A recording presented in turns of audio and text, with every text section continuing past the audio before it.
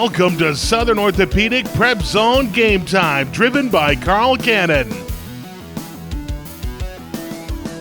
Welcome into DMV PrepZone Game Time. James Phillips joined by Jonathan Bentley and Brian Hale.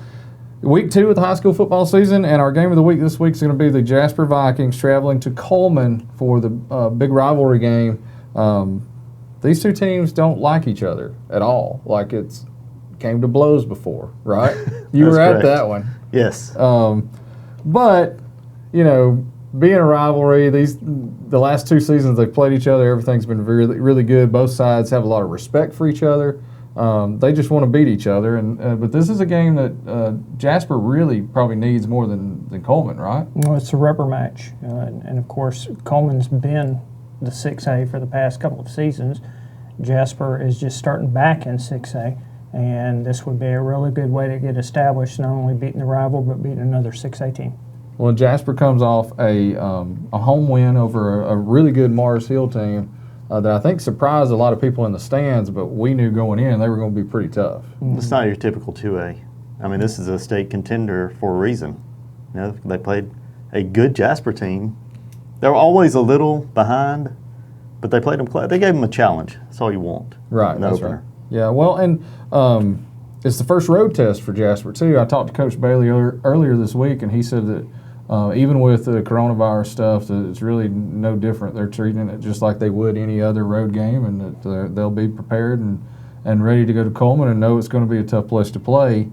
We had a chance earlier this week to catch up with Coach at practice, and we put a mic on him to see what kind of coach speak we might get. So let's check out our first edition of Coach Speak with Jasper coach Philip Bailey.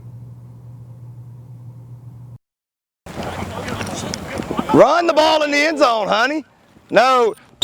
4th down, ball's on the 3. Sugar Bear, it's 3rd and goal at the damn 4. If you can stick your foot in the ground and go score, then score the football. 4th down. Go get it. Give it to him. Give it to him. Touchdown. Off ones. Let's go. Ones. Last shot with the ones. Young guys on deck. Ones. Ball's at the 10. Let's go. Now work right here. Damn, overtime. Score to win the football game.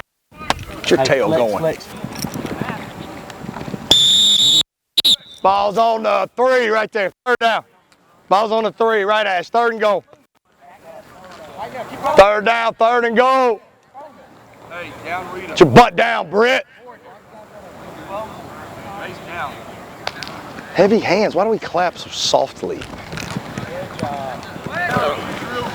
Shooting at him. Oh, come on, baby. Got to go have it. Got to go get it, Corey. 2nd goal.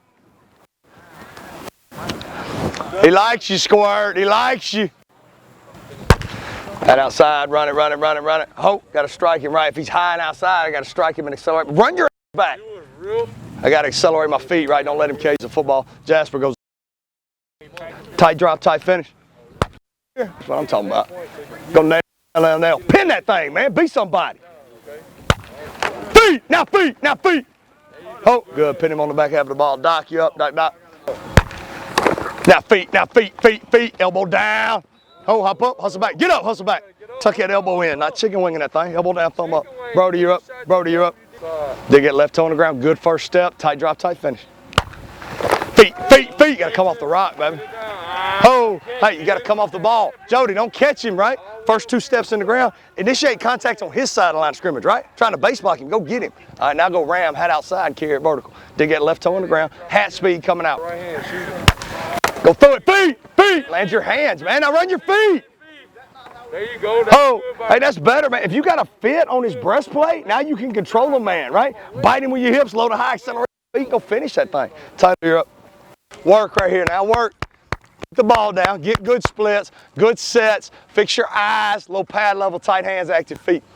Get your head and chest out of your punch. Get your butt down, stick your hands violent and accurate, get your head out. Oh, hustle back. You got to get more depth initially. Right, he got you off the jump. If he snaps side hand, that's where I got to fight to stay close. Can't get turned, I got to fight to stay close. Oh, hustle back. Don't be content with a bad fit, right? If you don't like it, refit. I try to get Yeah, when I told you to. All right, Wilson, you're up. 1 shot, Wilson. Wilson, you get 1 shot. Don't miss your chance to blow. Eminem taught us that. Here we go. Welcome in, everybody. James Phillips here. It's a late night at the Desert Mountain Eagle studio. Brian Hale, how's it going, man? And comes out with a 1-point double overtime win, 35-34. The Vikings remain undefeated. One of the assistants told me I think they're 5 points away from being 4-1. Corner just completely turned for Oakland. They came out in the second half. They scored 20 points on 5 plays. Cordova makes the playoffs. Who would have thought in week 5 that we would have said the Cordova Blue Devils are going to reel off 4 straight wins and clinch a playoff berth? Well, I just think the first half was really Harmon Hill got after. I mean, they were playing with a little bit more effort and toughness, just glad to catch it. Good, it was a good throw. Won the game.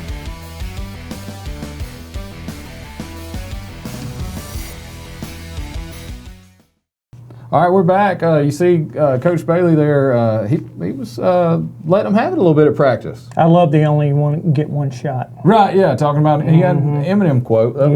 He shows he's hip to the kids, right? Well, Brian, you had a chance to talk with who they call the Twins, or the Twin Towers. The Twin Towers. And these two guys, since they're the same age as my son who's on the team, so I've been around them for a while, and they seem like really good kids. They like to cut up, but they're also big guys that are out there making a difference this year. What was your take on those guys before we watched that segment? Well, I really enjoyed interviewing them. Both of them are extraordinary young men, first and foremost. They're also great competitors, and they're great leaders. They're well thought of among their teammates, and also I had a chance to talk to their position coach, Luke Lanier. He was very high on them. So I think in the interview, everybody will take away extraordinary young men these guys are. Right. Well, and Jonathan, they are getting a chance to play this year because some people either moved out of the program or quit the team and things like that. But they really seem to be making an impact. Yeah, I mean, they need those guys. I mean, that is huge. As they came up, you didn't really hear about them that much. Now they're kind of thrown in the fire, and they've done well so far, but this will be a huge test this week. I mean, Cullman was a playoff team last year. It's a good team. And Cullman always had big, strong offensive line, and the offensive line is always really fundamentally sound. So having some big guys like that rushing the ends, that's going to be a key in that game for sure. It seems like that's what Cullman has always been built on. Right. They usually don't have a lot of speed, but they always have size up front. Right. And they'll run it right at you. Yeah. Well, let's go and check out Brian's interview with the Twins now. With us, seniors Brody and Rocco Woods. Guys, thanks for joining us today. You guys have been called the Twin Towers. Now, just to give us a brief analysis, what's your heights and your weights? Just give us the numbers. About like 230 to like 235. Okay. How about your heights? 6'4", 6'3". Same for you. So you guys are literally twin towers. Now, have you guys been playing together on the same teams? You know, since you've been little. Yes, sir. Absolutely. Okay. Now, do you have any competition together? Who's going to get to the quarterback first this year? Both of you. Okay. So if one of you gets the other one, do y'all have any bets, or does one of them have to clean the other one's room, anything like that? No, sir. No, sir. Okay, just straight out competition. All right. Now I understand that you guys have been with the team. This is your 4th year, so you've been with them all the time. And this year you're really getting to see the field more. You've got more of those roles since you guys have grown incredibly and worked hard. What does it mean to earn the starting role for your senior year? It's pretty good. I mean, we haven't got to play like 10th grade, 11th grade, 12th. I mean, Yeah, I'm glad that we get to shine this last year and actually take the field, make some tackles and some sacks. Well, and also you guys are one of the more experienced duo of the bunch. You've been around the program for a long time, kind of looked at as leaders. What do you guys, how do you feel about that responsibility of your seniors? You've been around the program, you know it's expected. Is it a role that you guys take very well? Yes, sir. Yes, sir. Okay, good. Now, I've got to ask y'all a couple of more questions. A new coach comes on staff, and I know y'all have had a couple of them. You guys play any pranks since obviously you're twins? Y'all try to mess the coaches up a little bit more? No, I'm not Brody. I'm Rocco. No, I'm not Rocco. I'm Brody. You guys do anything like that? I've heard y'all are jokesters now. Yeah, we are. Sometimes we just be goofy. You just be goofy. Okay.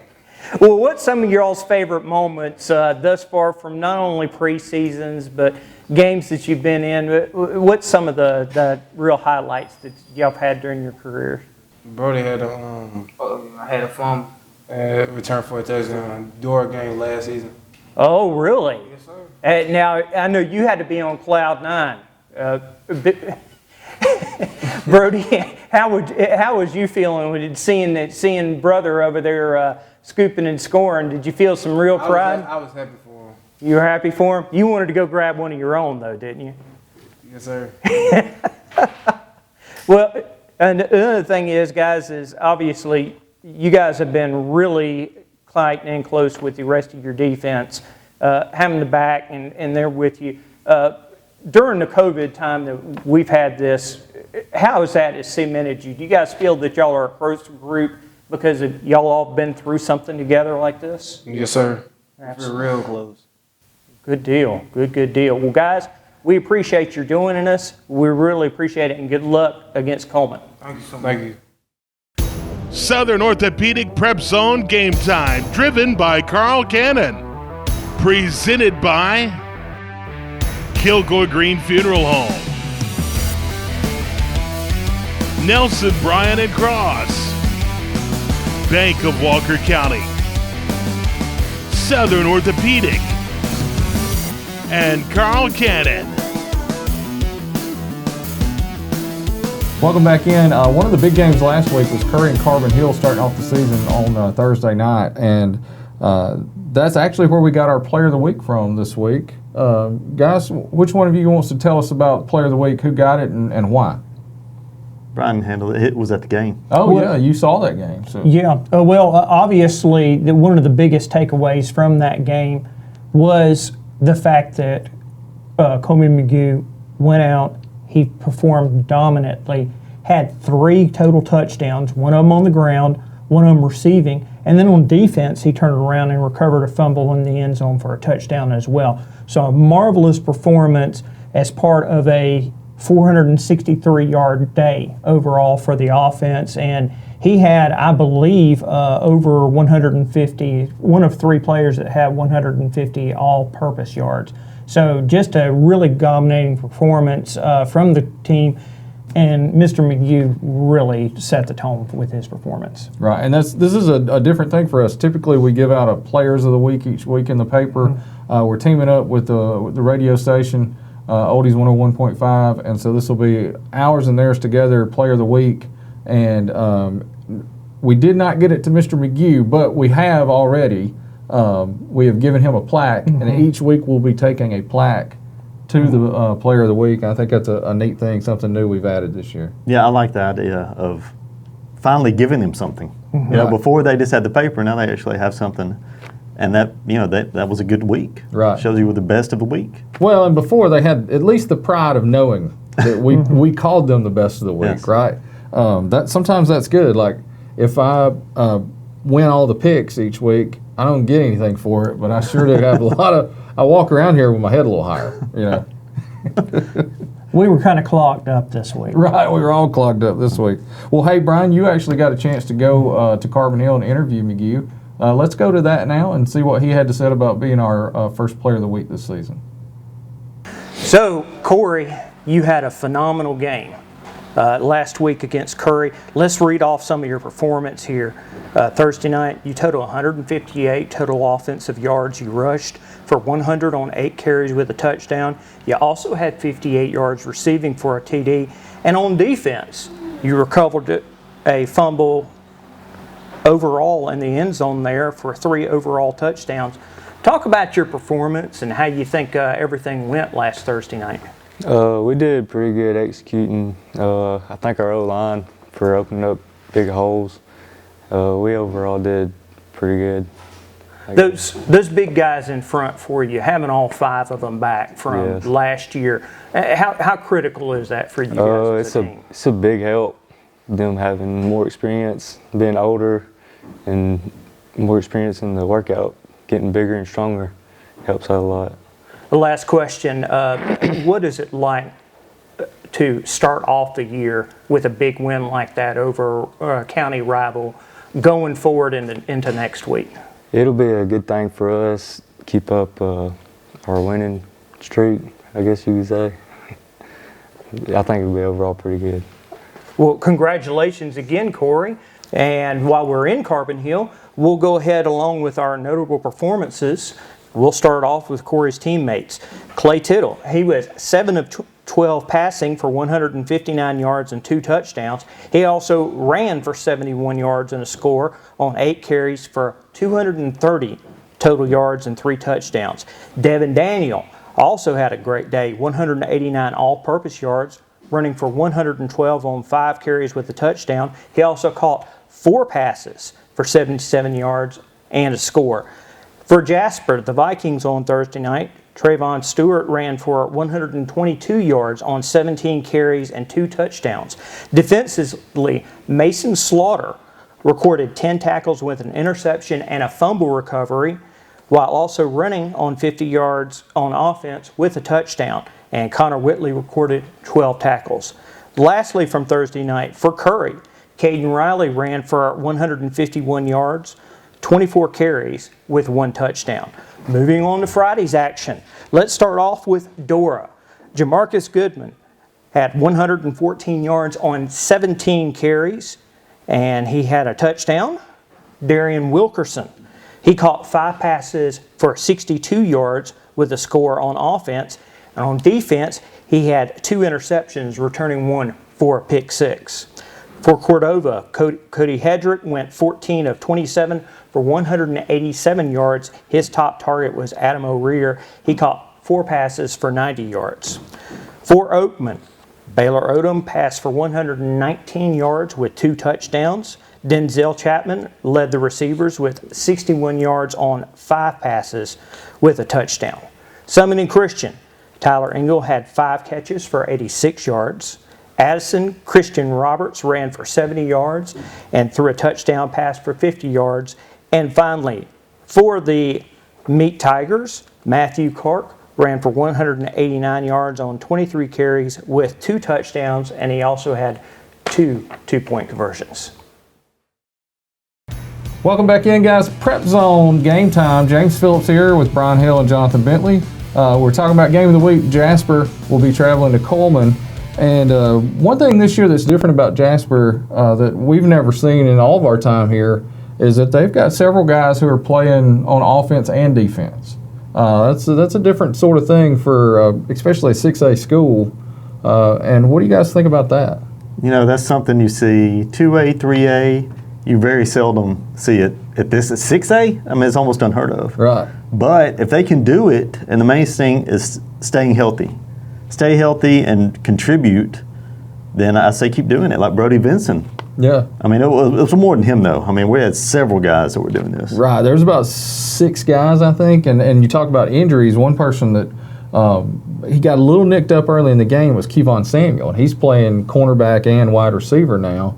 Didn't see him a whole lot on offense because he kind of twisted his ankle a little. We thought he had cramps, but he ended up leaving the game with an ankle injury. He's fine now. But that's something that we talk about is injuries, and he's a playmaker. So you don't want to be missing one of those guys. Yeah, and it's to me, it's almost an attrition factor. With Jonathan, what he said with the injuries, that's going to play on the depth chart. Injuries are going to happen no matter what. I mean, it could be minor ones out for a couple of weeks, or it could be major ones. So that's going to play in the factor of the two-way situation, but. Coach Bailey said it at the media days. You want to have the best athletes and the best players in whatever position you can get them. Give yourself a better chance to win, and that's the ideology thus far. Right, and you mentioned Brody Vincent. He played 93 snaps in that opening game. That's a lot of snaps for a high school player. If he can do that this week, that's impressive. Yeah, definitely. But it's Bailey mentioned, if you're going to go to the next level, and he's a kid that could go to the next level, you're going to play 75 snaps or, that sort of thing. So it's something to prepare them moving forward, not just in the 6A schedule, but moving forward if they go to college football. Yeah, that's a good point. Well, we were able to go to practice and catch up with the Iron Men, as we're calling them, for the Jasper Vikings. Let's check out that segment now. Brody Vincent, a senior defensive lineman, has not played on offense in years, but he was in on 93 plays in the Vikings' 30-20 win over Mars Hill last week, with nearly 40 of those plays as an offensive lineman. I mean, it's just, if we're asked to do it, we're willing to do it. We love playing football, so, the more snaps we get, the better it is for us, because, it's just something we enjoy doing. Preston Reed is a junior who plays a variety of positions, including being the team's kicker and punter. Well, I started out at receiver, and then I started playing DB, and I continued kicking and punting from last year. Conditioning, on and off the field, just whenever we're repping anything, you just got to give it your best at all times, or you're going to be tired out here and it's going to show. J.P. Hollis has been a receiver most of his career. The junior is also playing defensive back this season. I'm the type of defensive back. I want to tackle. I want to make tackles, like to hit. I can guard too. Receiver, I can catch the ball. I can run, make a move, make a person miss. Kevon Samuel, a sophomore, is the opposite of Hollis. He was an all-state caliber cornerback who is now playing wide receiver. Playing on offense, it was a pretty good thing for me. It's something new because I didn't play offense last year. So for me, play offense, my first game, it was kind of fun, kind of tiring, but that's what we got practice for, and conditioning at the end to get us prepared for both ways and stuff. Mason Slaughter joined the Viking squad in 2019 as a junior. He worked his way into the starting lineup as a safety last season. He's also playing running back for Jasper in 2020. Well, last year was more of a learning experience. I had to kind of earn my way onto the defense. I started off on special teams, and then throughout the season I kind of picked up, and then I started to get some defensive snaps and some starts. But like I said, last year was more of a learning role, and this year I have to step up into a more of a leadership role. So I don't think much of my play is going to change. I'll just have more snaps to play. Running the football is totally different. I get to finally, for half of the game, I get to run away from people instead of having to go hit somebody every play. Right. So running the ball, it's pretty fun, new to me still, but I'll start to get the hang of it soon. But running the ball, you got to have more of a visionary mindset, and on defense, you just got to go hit somebody. Jody Hester, a junior, and Andre Neal, a senior, are both fullbacks tight ends from last season who are playing linebacker roles in 2020. It's been fun, offense and defense, more playing time. So that's why I play football. I'm pretty used to it, and I played both ways my whole life. So I guess it's a harder platform, 6A, but being on the field both ways, I'm used to that. Bailey said conditioning has been a focal point leading into this season, and he appreciates the effort from his entire team. We do. No, it's certainly not ideal, but it's just, it's kind of the situation that we're in, and it's what we need to do. So we try to be very judicious, about spelling guys, when we can and getting people in. But, there's a situation for everything, and there's situations where you got to have your people out there. Yeah, it is different, and it was different for me. But ultimately, it's, it's kind of the situation that we're in. And you got to get your best people on the field, and you got to put your kids in the best situation that you can to be successful. And that's what we've always tried to do as coaches. So we got guys that want to play, and they're going to be out there. If we're going to get beat, it's not going to be with our best people standing on the sideline. They're going to be out there. All right, we're back, and now we want to talk about the games that are being played this week, all the games, not just our game of the week. We've had a little mix and match, and now Thursday night's way bigger than Friday night due to some rain from tropical storms, hurricanes coming in. We've only got one game on Friday night now, and that's Jasper. Everybody else, we got Corner and Mortimer Jordan. So 2 games on Friday, and then everybody else on Thursday night. What do y'all think about the moves? I think they saw it. Now it looks like it's even better chances of rain. And I guess, I'm for the move. if you want to stay dry, this was the day to do it because, Friday's 90% now. Right. Now, hopefully that's earlier in the day. I hope it, because we got senior night at some of these places. Yeah. Corner, for instance. But almost every school around here has moved. Right. We have 2 games left. 6 moved. You think it'll blow through? I don't know. With the way that Mother Nature is and the way she's been treating us, already this year, I'm convinced she's a Florida Gator fan. She's been rude the first week of the season, for sure. That would fit in with being a Florida Gator fan. And so now, Jasper, one of the only teams that's going to be playing on Friday, I said that's probably because Cullman has turf. So if it's just rain, it's not that big a deal on turf. But notice the other schools in our area, if they had rain on Thursday and then they turned around and had rain on Friday too, those fields would be nasty. Yeah, you'd have standing puddles. Yeah. Well, guys, you want to go into the picks for the week? Let's do it. All right. Let's go first game of the week. What do we got? We'll start at Cordova at Carbon Hill. Oh, that's going to be a good one. Cordova and Carbon Hill. Brian, you want to go first on it? Well, guys, there's a couple of things that I took away because I saw both of these teams play last week. Cordova at the halfway point in the Dora game, I saw a lot of improvement. They started to get the ball rolling. They started to have more cohesiveness. The two things that doomed them, and these were more of the correctable types, were miscues in the form of interceptions and fumbles. That was also a result of what Dora was doing to them, more than self-inflicted. Right. And the other thing that was self-inflicted, and Dora helped out with this also, was red zone prosecution. Right. They weren't able to get into the red zone as much. Those, I think, will just be with experience and time. Cordova will be able to grow with that. Whereas Carbon Hills, they're kind of flip side of this. They really dominated really well and then took their foot off the gas to allow Curry to come back. In this game, I really think it's going to come down to the offensive line. And as we all know, my personal opinion, Carbon Hill has the best offensive line because of the experience and the depth. I'm going to say Carbon Hill wins this out because of the offensive line, but it will be closer. I think you're going to see a lot of improvement from Cordova. Right. Jonathan, what do you think? I took Carbon Hill, but this was not easy. I mean, over the years, I can't remember Carbon Hill ever beating Cordova. They don't play a whole lot. Right. But like you said, 2 years ago, Dora went there. They were ranked. Carbon Hill blanked them. I'm kind of seeing that kind of situation maybe. I mean, Cordova's still a relative unknown. Right. With a new coach, new players at every position, they'll figure it out. We'll know more about them as the season goes on. But right now, I'll take Carbon Hill. I will say one thing, fellas. I can guarantee it will not be a 78-6 blowout like the last time these two teams played each other. What year was that? I think it was 2017 or 16, one of the two. Well, I'm going to go against you guys. I'm going with Cordova this week. I feel like, for a couple reasons. I feel like I owe them. I called them River Rats last week because they were playing my alma mater, Dora. And I said I only hate on them for 1 week.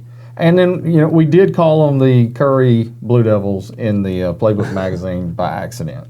That happened. And we caught a little flack for that. But I really do think, it's going to be a close game one way or the other.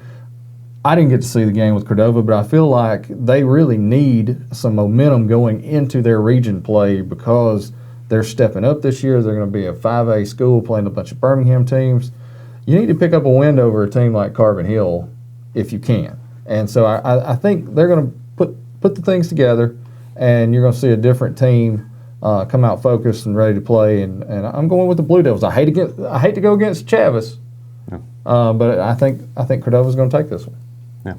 All right. Surprised. What's our next one? Curry at Oakman. Another two county schools playing each other. Curry and Oakman. Brian, you saw Curry last week. Well, Cordova's a lot of their miscues were kind of the result of what Dora was doing against them and a few of their own making. A lot of Curry's miscues, most of them was their own doing. They had a lot of problems with snaps. It was a constant mess, and I believe this is going to be more take time to get over it. So Oakman, they were playing Gordo. They were playing a superpower. They held on pretty good for a good quarter, but I think Oakman is going to try to get stuff back on track, and I just think that they'll be a little bit too much for Curry this week. Right. Well, Jonathan, you saw Oakman last week, and besides that first quarter, they looked pretty rough the rest of the way. What do you think about this one? Yeah, I mean, Gordo, you just can't give them an inch. Every miscue was turned into points, it seemed like. Right. And if Oakman missed like a touchdown throw, they came back and scored. They just kept doing that. But Oakman, I was impressed with the quarterback. It's A.J. Odom's younger brother. He was 8 for 20, but he didn't make any bad throws, really. He had 1 interception, 2 touchdowns. I look for that to do even better against Curry this week. Right. And maybe they can establish a running game. It's going to be totally different for Oakman. Right. But I will take them this week. Well, I'm going to go with you guys in this one. I think Oakman wins it, probably wins it by a couple scores at least. Yeah. All right, what's our next one? Let's go with Dora Holt, which was supposed to be at Holt. Yeah, this one is switched all kinds of ways. So the day switched and the site switched. This will be a Dora home game. Was there a reason for that? I never saw a reason. I didn't either. It's weird that you would give away a home game, though. Right. Well, I'll take this one first. I'm going with Dora. Yeah. I'm not going to say much. Holt has been really down. Holt used to have a pretty good program. You know, this is a decade or more ago. But since then, they've really gone down. I like their mascot. They're called the Iron Men. I think that's cool. But other than that, I think Dora wins this one 42-7, somewhere in that range. I agree. It's going to be a big blowout. Yeah, Holt lost 50-6 last week. I think they're hurting. I think Dora is frothing at the mouth to get out there and really kind of flex their muscles and enjoy themselves. I think they're going to take it. When I feel like Lockhart called off the Dogs, pun intended, last week, because they were up early, 21-0, just kind of rolled to the win. I don't know if he'll do that against a team that's not from the county and not his alma mater. I feel like he'll never run up the score, but in this game, it may be one of those things where the second and third string are scoring 50-yard runs. Yeah, I mean, I think they're really going to flex their muscles this week. Yeah. All right, what's our next one? Let's say in the county, the only other game is Summoning Christian at Cherokee. Okay, yeah, Summoning Christian at Cherokee. You said Cherokee is winless on the year. They had 3 winless teams on the schedule. That's the first one. So do you go with Summoning Christian? I go with Summoning Christian. Yeah, and I think this is where we're going to start to see their improvement happen. I think it starts in this game. So, yeah, I'm going to go Summoning Christian, too. Not going to put a score in it, but I do say that they pick up the win. Well, against a playoff team last week, they hung in there, had to lead for the first half? Yeah. And then just kind of gave it up in the second half. I'm with you guys. I'm going Summoning Christian, too. They need that win. Okay, we got some Winston County rivalry games. Traveling to games. Winston County. Let's go with Winston County at Meek. You know, a week ago, I'd have told you Winston County, no doubt, but Meek really stepped up and put some offense on the board late in that game against Cold Springs. They've scored 40-something points. Almost had our player of the week with a kid that, ran for 180 yards and a couple scores? Matthew Clark. Yeah, so, I mean, that's impressive to see Meek roll up that kind of offense. I think I'm still going to go Winston County, though. Like, I don't know why, other than the fact that they're a larger school and they tend to have the other Winston County schools' numbers a lot of times. So Meek's going to have to prove it to me a little more, pick up a win before I pick them. I'm going to go with the Yellow Jackets. That's the way I'll win. I mean, Meek, you're 0-10. Win a game, then we'll start, that was impressive. Right. Cold Springs was all over them, and they actually stormed back and come up 3 points short. That was a moral victory. I know people don't like those, but maybe this new coach is breathing some life into Meek. Yeah, hopefully so. What do you think, Brian? I'm actually going Meek. I think they're not one-dimensional, and I think they're going to kind of throw Winston County off balance. Even though it was a jamboree, looking at the 13-7 score, Winston County's win over Lynn against the jamboree, that almost makes me think they're still one-dimensional. They're only just running the ball. Until that happens, Winston County's not going to take this step, and I think Meek is going to be throwing it and running it. So I think it could either be a very low-scoring or very high-scoring game, but I'm going to take Meek by just a little bit. All right. How about we've got another Winston County rivalry, Lynn at Addison. Brian, you're going to go to that game. What do you think on that one? Well, I think Addison is not playing a 4A team this week. They're playing a 1A, and that's obviously going to play into it. Plus, I think Addison, behind Christian Roberts, is going to be really looking to show that they were not as bad as what they did against Haleyville, a much larger school. So I'm going to say Addison rolls in this, except for one game a couple of years ago where I think it was 21-18, 21-17. Addison's really had Lynn's number for years, and so I think that's going to continue. And Lynn always plays hard in this game, but it does seem like, most of the time they come up just short. I'm going to go with you, and I'll go with Addison also. Yeah, I'm taking Addison. Yeah, at home, mad, coming off a rare regular season loss. Right. And another rivalry game, so. All right, well, we're going to West Jefferson County, right, for Mortimer Jordan at corner. It's senior night for corner. They're up for this game. They've got a new coach. We don't really know what to expect from corner. What do you guys think on this one? I love the new coach. Right. His name is Rusty Rouse. Great guy. Sounds like a NASCAR driver almost. It does, doesn't it? It's not what you would expect from a guy named Rusty. I mean, this guy, he knows his stuff. He's no offense to anyone out there named Rusty, but I think of NASCAR driver, Rusty Wallace. Yeah. And he's been a defensive coordinator for like 13 years. He was at Gardendale. Graduated from Gardendale, went to corner. He's been there since Zach Willis was hired. Wow. 12 years ago, 9 years ago, something like that. Yeah. And he got bumped up, and everything should be about the same. They have a huge senior class. Yeah. I mean, this is a tough game. Mortimer Jordan lost their opener. I'm still going Mortimer Jordan. This was a really good team last year and the last 2 years. Right, yeah. Mortimer Jordan, they can be a little up and down as far as talent goes on their team, but the corner's the same way. What do you think, Brian? I'm actually going to go to corner with this. I think the 22 seniors on that team make a difference. Last week, Mortimer Jordan lost to a 3-7 Pelham team, 28-21 at home. This is obviously at corner. I think corner is due this win over Mortimer Jordan. They have not gotten a win against Mortimer Jordan in a long time, so I'm going to go corner. Wow, so I'm going to be the deciding vote in this one, right? I'm going to Mortimer Jordan. I think much because of what you said, they've been more consistent the last few years. Corner's growing, and they're doing a great job. A loss to Pelham's not great, but Pelham is a large school. They're both 6A. They're 6A, but it's a bigger 6A, That's true. I'm going to go Mortimer Jordan, but I think it's going to be a really, really close game. It could end up either way. Speaking of close games, the last one is right here. Oh, man. Yeah, that's going to be I'm letting y'all go first because I have no idea who I'm picking yet. So what do we think? Jasper and Cullman, it's always close. The last couple of years, 2 years ago at Cullman came down to the last 4 seconds, I think, and Cullman picks up a win. Last year it went all the way to the fourth quarter. Jasper picks up a win. Where do we go, Brian? Well, guys, this is the way I see it. I think this is going to be close once again. I really, really do. It's a rubber match. It's always competitive, but this is the way that I see it. I think it's going to come down to one play, and I think it's going to be a home cooking play. I think the refs are going to pull out a flag at a key time.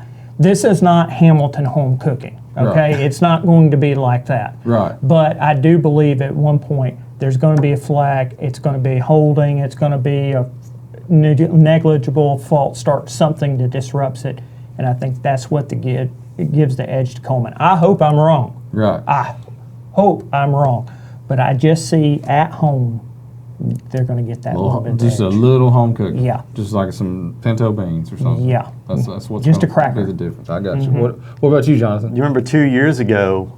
I think it was like 4th and 6th. It was Jasper's only regular season loss that year. Right. At Cullman, like down to the last second, 4th down, they played like a crazy touchdown to beat them. Right. I can see something like that. I mean, last second field goal is going to be late fourth quarter game. Right. But Cullman is at home. They are, I mean, this isn't last year when they had a new coach.